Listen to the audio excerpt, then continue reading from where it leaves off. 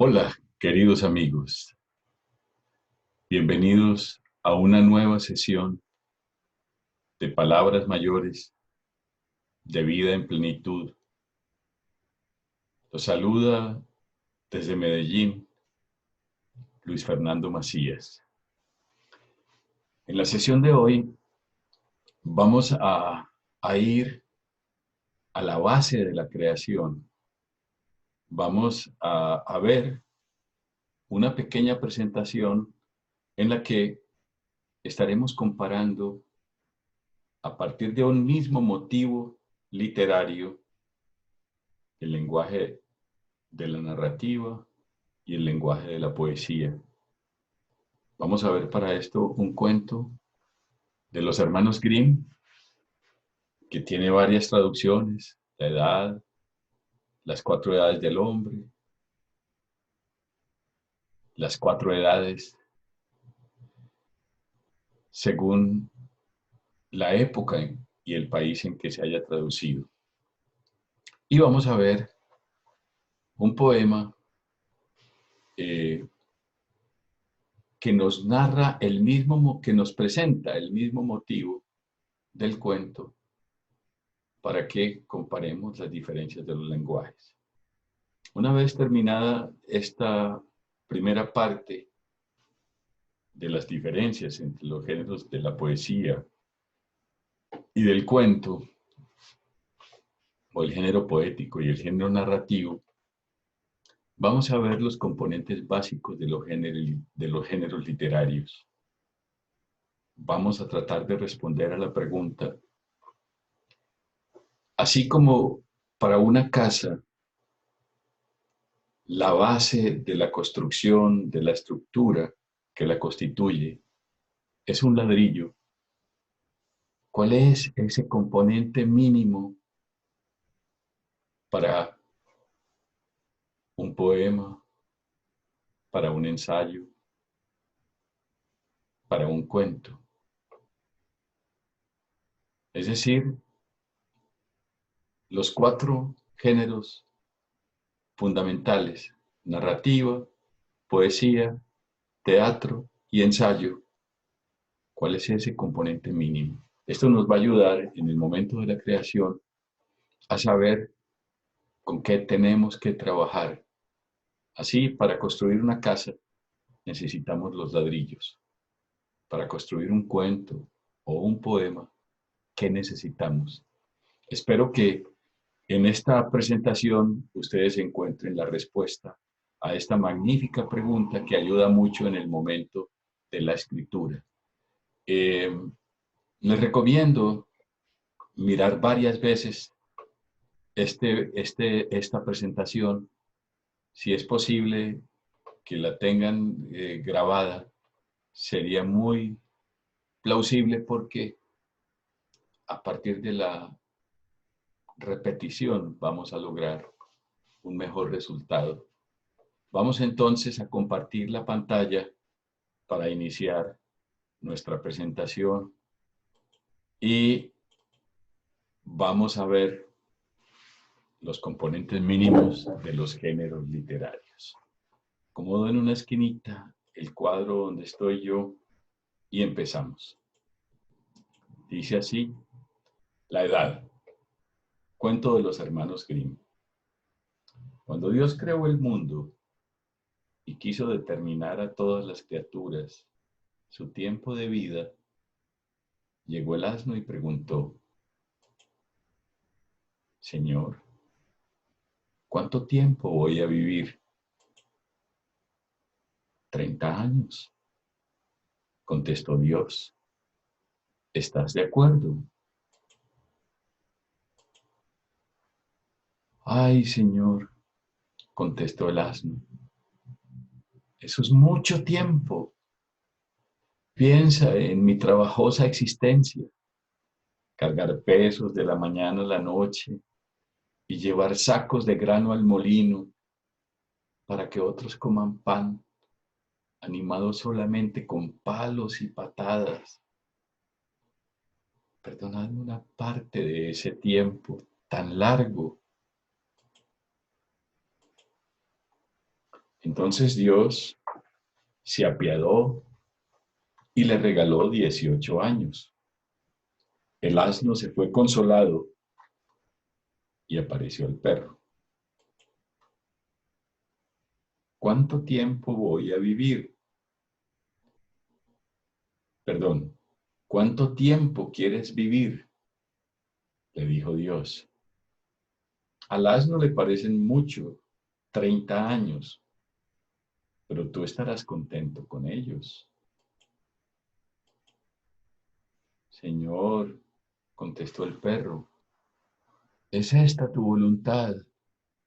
Piensa lo que tengo que correr y que eso no lo aguantan mis pies, y ya sin voz para ladrar, ni dientes para morder, ¿qué me quedaría sino ir de una esquina a otra y gruñir? Dios vio que tenía razón y le concedió 12 años. A continuación vino el mono. Tú querrás vivir 30 años, ¿no? Le dijo el Señor. Tú no necesitas trabajar como el asno y el perro y estás siempre de buen humor. Ay, Señor, contestó, eso es lo que parece, pero la realidad es otra. Cuando hay puré de mi hijo, no tengo cuchara. Tengo que hacer siempre travesuras y muecas para que la gente se ría. Y si me dan una manzana y la muerdo, está ácida. ¿Cuántas veces tras la travesura se esconde la tristeza? Yo no soporto 30 años. Dios fue compasivo y le regaló 10 años. Finalmente apareció el hombre. Estaba alegre, sano y animado y le pidió a Dios que le determinara sus años. Vivirás 30 años, dijo el Señor.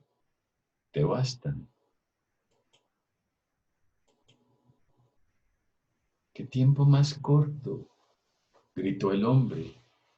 Cuando haya construido mi casa y el fuego arda en mi hogar, cuando haya plantado los árboles y estos florezcan y tengan frutos, y cuando piense en pasar mi vida alegremente, entonces tendré que morir. Oh Señor, alargad mi tiempo. Te daré los 18 años del burro, dijo Dios. Eso no es suficiente, respondió el hombre. Tendrás también los 12 años del perro. De todas maneras es poco. Bien, dijo Dios, te daré los 10 años del mono, pero no más. El hombre se fue, pero descontento. Así pues, el hombre vive 70 años. Los primeros 30 son sus años humanos, que pasan rápidamente. Está sano, alegre, trabaja con gusto y se alegra de su existencia. A estos le siguen los 18 del asno, durante los cuales soporta carga tras carga. Tiene que llevar el trigo que alimenta a otros y palos y patadas son el pago de su fiel servicio. Luego vienen los 12 años del perro. Está echado en las esquinas, gruñe y no tiene dientes para morder. Y cuando este tiempo ha pasado, cierran el ciclo los últimos 10 años del mono.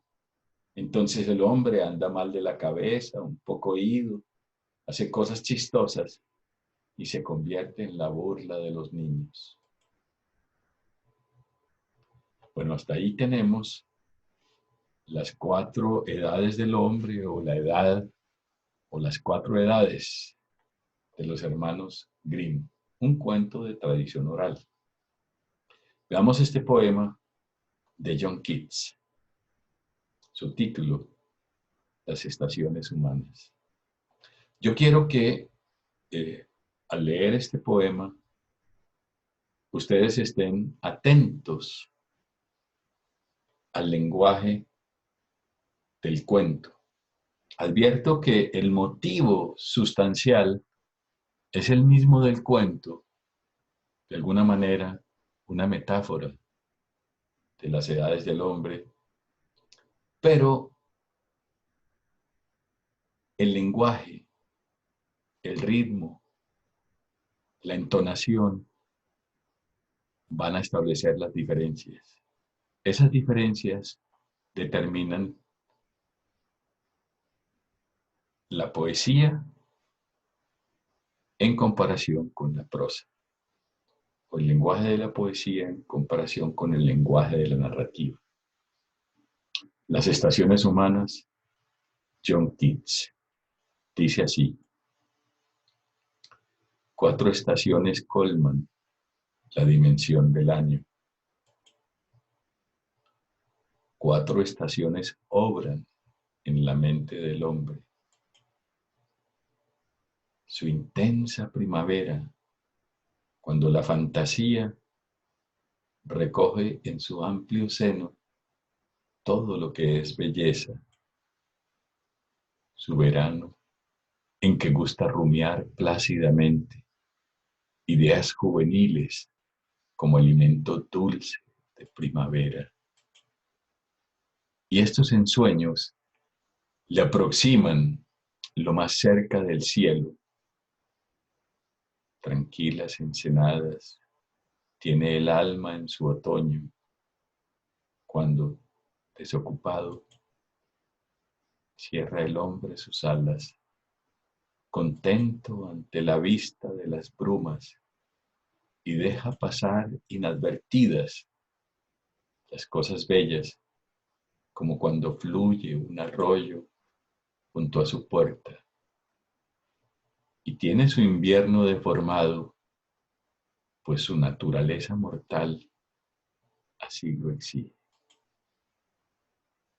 Esta es una traducción de Alejandro Velero. Diferencias entre la narrativa, el cuento y la poesía, además de la distribución del texto en versos y en párrafos, o en párrafos y versos. El lenguaje de la poesía se sirve también de las figuras literarias como la metáfora, igual que el cuento, pero busca una expresión diferente, un estado de ánimo diferente. Es propicio a la poesía la belleza, la estética de lo bello. Propicio al cuento, el humor y la expectativa. Adelanto estas pocas diferencias para que ustedes, al realizar unas nuevas lecturas, busquen otras, que hay muchas, y que nos enseñan en una mirada detallada qué es lo que debemos hacer en el momento de crear nuestros propios textos. Es por eso también que ahora vamos a respondernos a una pregunta sencilla. Esa pregunta tiene que ver con el componente mínimo de los géneros literarios. Pero antes, quiero que miremos esta fórmula mágica de las antiguas, eh, de los antiguos libros esotéricos. Dicen que en esta fórmula está contenido todo el conocimiento posible, que quien la sabe aplicar entiende la totalidad de las cosas. Como es arriba, es abajo. Como es afuera, es adentro. Como es lo grande, es lo pequeño. Como es lo pequeño, es lo grande. Como es adentro, es afuera. Como es abajo, es arriba. Aquí se refieren, por ejemplo,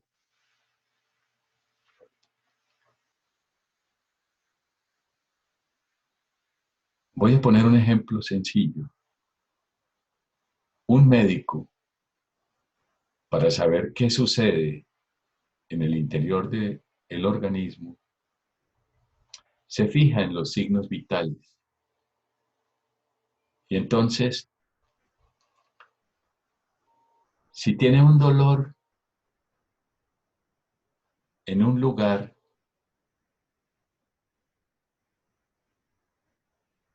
y presenta ciertos síntomas, el médico determina cuál es la enfermedad. Es decir, por la manifestación exterior, el médico es capaz de conocer el origen. Así, los antiguos astrónomos comparaban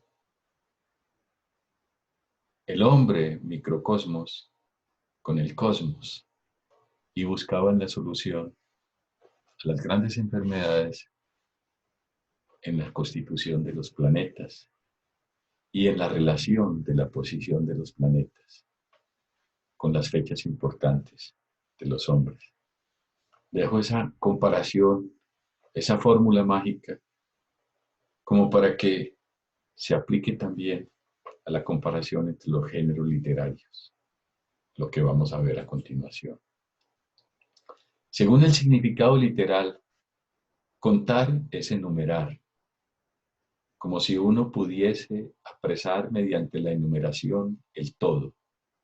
Así, por ejemplo, a alguien que ha presenciado algo, le decimos que narre detalladamente sin saltarse nada. Y esto quiere decir que cuente todo lo que ha presenciado. Pero con este requerimiento también se marca al mismo tiempo la distancia. Sigue habiendo una distancia insuperable entre lo que aconteció y lo que nos proporciona la narración. Esto no es solo algo negativo. La narración es siempre narración de algo. Narración de algo no es únicamente un genitivo objetivo, sino también partitivo. Es inherente a todo narrar que también podrían ser narradas otras cosas al respecto. Decimos de alguien que es un buen narrador si sabe contar, si sabe contar algo sin parar y si puede, por decirlo así, seguir urdiendo la trama interminablemente. El narrador introduce a los arrebatados oyentes en un mundo íntegro. El oyente que participa toma evidentemente parte en ese mundo como en una especie de presencia del acontecer mismo. Lo ve todo ante sí en el sentido convencional, como es sabido. El narrar es también, sin duda, un proceso recíproco. Nadie puede narrar si no tiene unos agradecidos oyentes que lo acompañen hasta el final. El narrar no es nunca un informe exhaustivo del que se pueda levantar acta, como ocurre con el protocolo. Implica libertad para seleccionar y libertad en la elección de los puntos de vista convenientes y significativos. Justamente esto convierte la narración en una especie de testificación anónima. Todavía en la novela moderna, el narrador anónimo toma posición, por decirlo así, en el lugar de los acontecimientos que está refiriendo. Esta parte fue tomado de un hermoso libro de Hans-Georg Gadamer titulado Mito y Razón. Y creo que nos hace una síntesis muy especial de lo que significa narrar. Algunas cualidades que debe poseer o tratar de adquirir si desea convertirse en un escritor de ficción. 1. Ponga muchos detalles. Eso es lo que cuenta en nuestra profesión.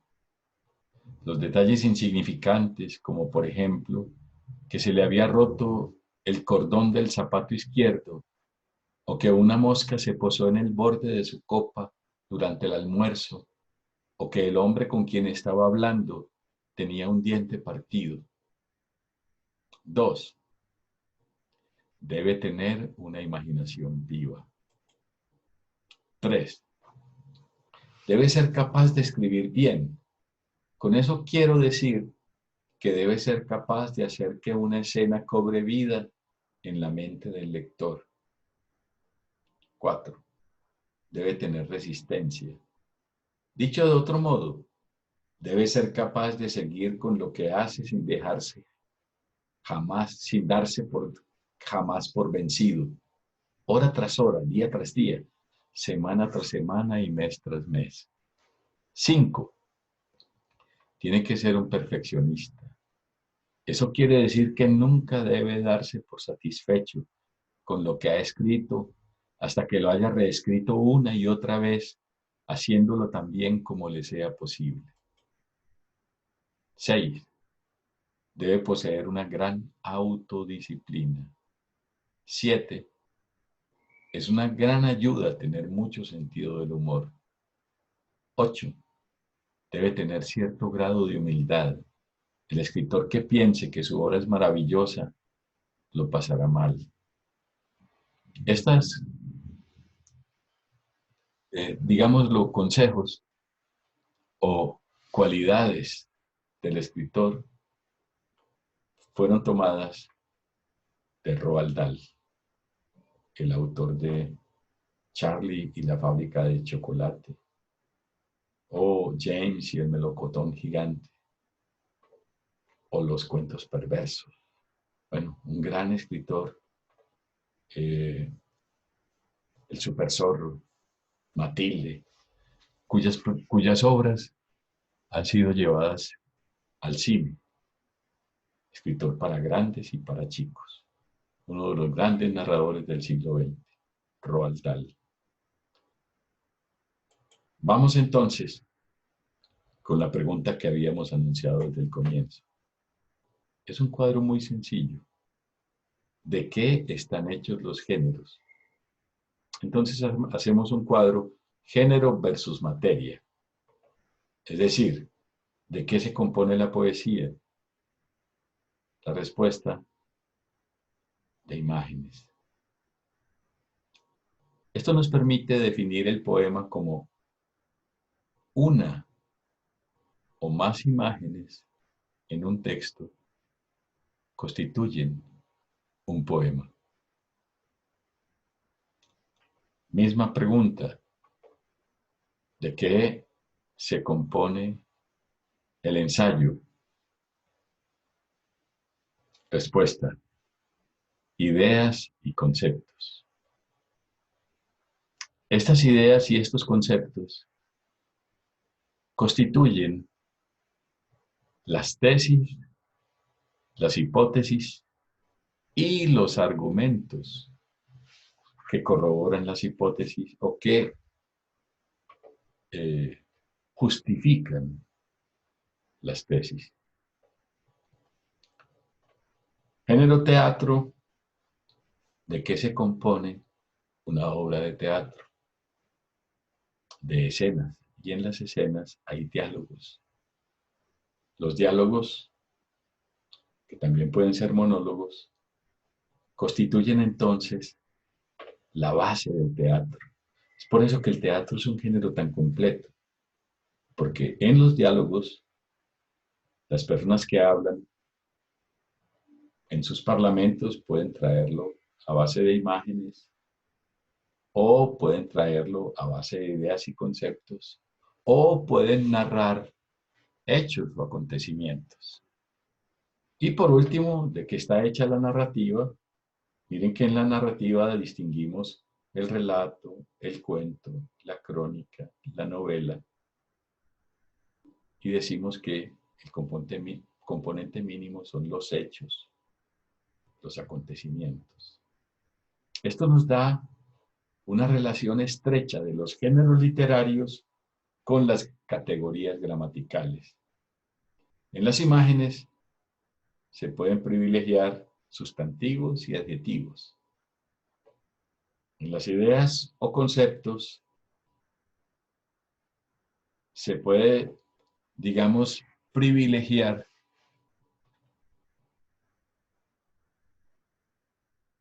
los sustantivos acompañados de los verbos y de los adjetivos. Luego, la poesía va con el adjetivo, el ensayo va con el sustantivo, el teatro es el versátil y la narrativa va con el verbo. Básicamente, el verbo es el que determina, sobre todo cuando está conjugado, los hechos.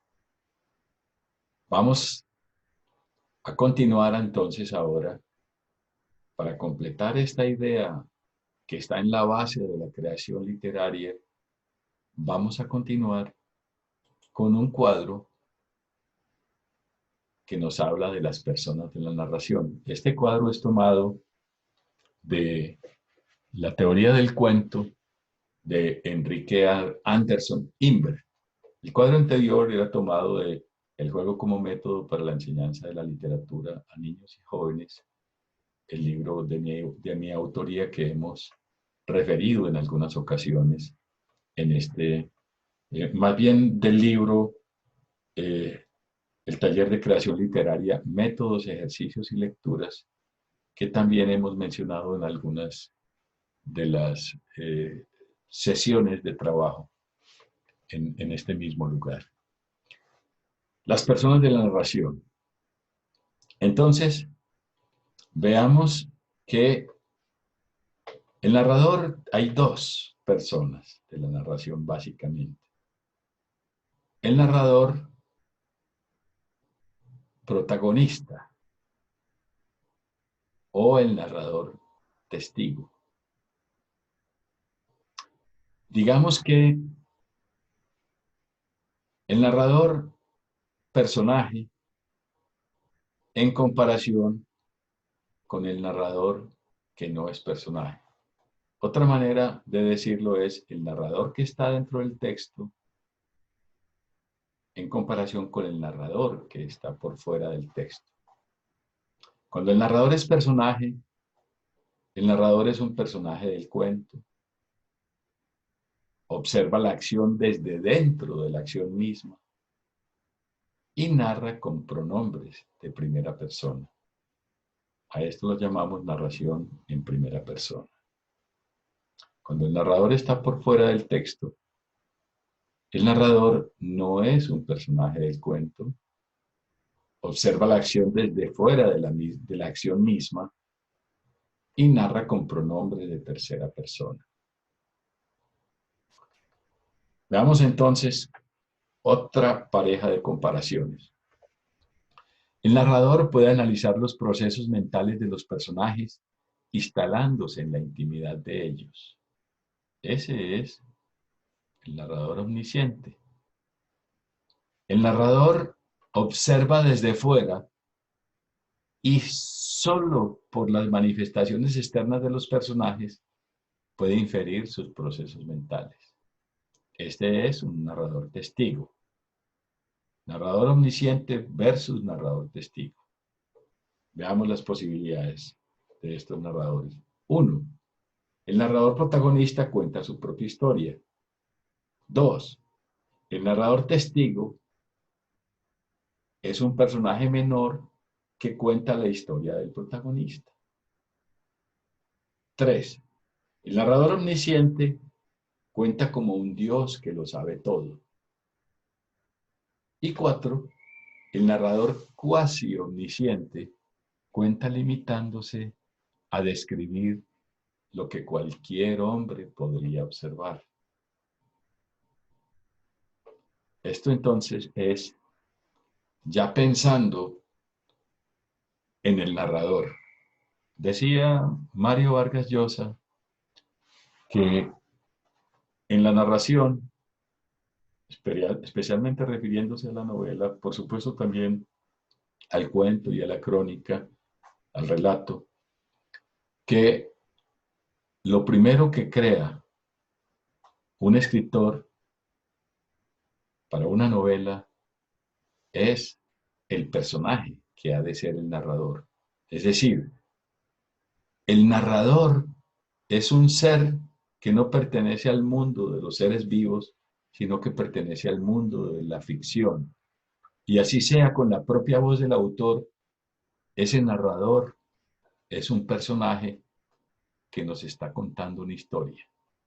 Eso le permite al escritor crear un narrador que se diferencie básicamente de la persona misma del escritor y desde allí contar los hechos con absoluta libertad. Ahí tenemos entonces la presentación de hoy. Eh, Espero que puedan volverla a ver nuevamente, sobre todo para que profundicen en la reflexión sobre los cuadros que presentamos, sencillos, tratan de ser la manera más amable de presentar o de introducir la creación literaria a partir de un ejercicio de lectura y comparación y a partir de unos cuadros que responden a unas preguntas por los componentes mínimos de los géneros y por las personas de la narración. Con eso hemos llegado entonces al final de esta charla de hoy. Esperamos que sea de su completo agrado. Comeva los invita, como siempre, a que se cuiden, a que nos veamos en la próxima sesión, porque desde Vida en Plenitud estamos conectados con ustedes. Muchas gracias.